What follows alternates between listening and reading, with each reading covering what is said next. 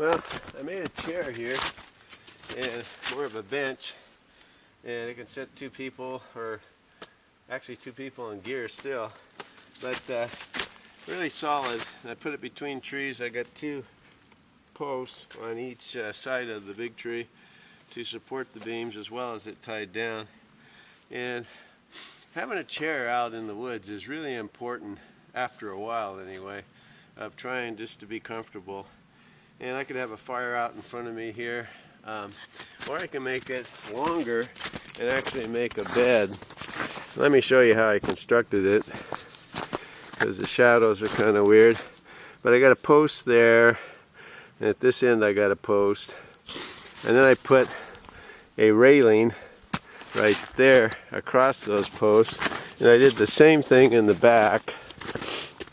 I have two posts, one there and one there, with the railing here, and then I put a couple three limbs there and a couple three here, and then I did my poles across, and so it was supported. So it's kind of like a double layer really, but really well supported and solid chair.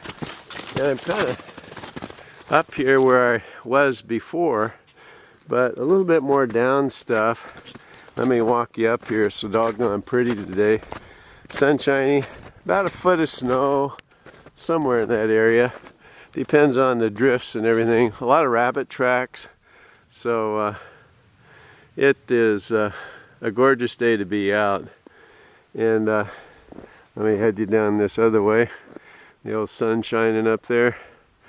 It's morning still. I'll walk you down over here. I think I just saw some rabbit tracks right here. Yeah. And they're just really busy probably. Heard some squirrels. Here's some rabbit tracks.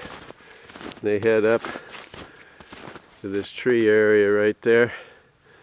But a little spring is right down there. And so if a person wanted to camp up here, it'd be an ideal place because you have water, and it's good spring water. Not that I wouldn't boil it, but it is really nice to start with, at least a little bit. So going back into the camp area here, I picked this because it had two trees, first of all, that I wanted for a bench, but also way up high. There's no widowmakers or anything like that. And it's a nice little clearing right in this area right here. And I can sit here and see if I can see some rabbits and squirrels pretty soon and enjoy myself. I think I'm not going to make a campfire type fire, but just get my stove out, make some coffee. Anyway, stay tuned. A lot of people always tell what they bring with them in their packs and stuff, and I don't have anything more special than any time else or any other one. There is a few things that I bring particular to something like this, so I have a few sticks here for starting a fire.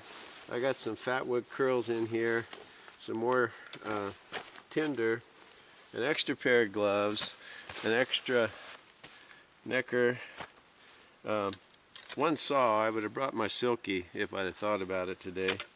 A axe, two fixed blade knives and a pocket knife, and just the rest is pretty normal. Mountain House meal, a little dinky jet stove, and fuel. Just odds and ends of what you normally bring, but I just wanted to point that out. I actually have two guns too. I'm not sure why, but I do. And there's no reason really here. There's no bad people much right here, or their animals are all hibernating that would bother you, so I don't know, I just do it anyway. But nice little pack. I got a Fatwood striker, probably, let's see, I got a headlamp, two headlamps actually for some stupid reason, a couple of flashlights. I always like to be prepared in the night. But kind of minimal gear for right now. Clothes-wise and stuff, I'd bring more. And I usually put my tarp right here on top of the pack. But I know I wasn't going to be that far away. to need the tarp, so I didn't bring it. But kind of the normal things, but a few things more specific to this area. Cutting tools, saws and axes for sure, and a snow shovel that's collapsible and you can put in your pack, and it's really handy. Never forget your snow shovel or something to dig with. Thanks. Here's the little stream that comes through from the spring, and comes way back from up there. This hill is just another hill there, but anyway, nice fresh water comes down on through the forest here. Take you through here just a little ways to show you how pretty it is. You can see where the spring follows the hill down, and in the summer this is barely going or not at all, and is only up at the spring itself where there's a few pools. But now we got runoff from the snow, etc. Been walking down here, I was listening and heard a woodpecker, but haven't seen him yet. But just enjoying the outdoors and the beautiful area. A lot of spruce in this area, and it's a little bit not as good a firewood unless it's really, really dry. I like the slickback pines, like you can see one up there, that make a better piece of firewood. Anyway, I'm back up that way up in the forest, and thought I'd come down by the creek and walk a ways. So this is my stove in operation.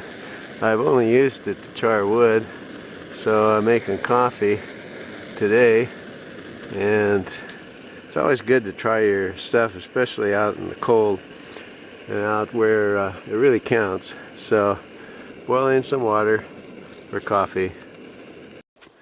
And my water's boiling, so I'll pour her in here. Forged a little piece of metal for a hanger for, it's my fire symbol on there.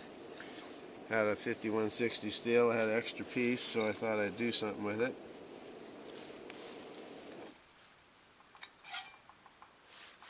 Still hear my woodpecker back there.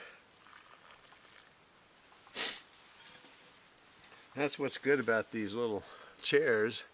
They also make a table, so you can have a nice level place. Well, the drop of water from one of the branches up there. It's not going to be anything falling on me other than that, though. Nice hot coffee. Yeah, this little MSR stove is really nice because it fits in such a small place, and then you just have your canister, and I fit it in the water container. So a real thumbs up for that type of stove. So sitting here enjoying my coffee.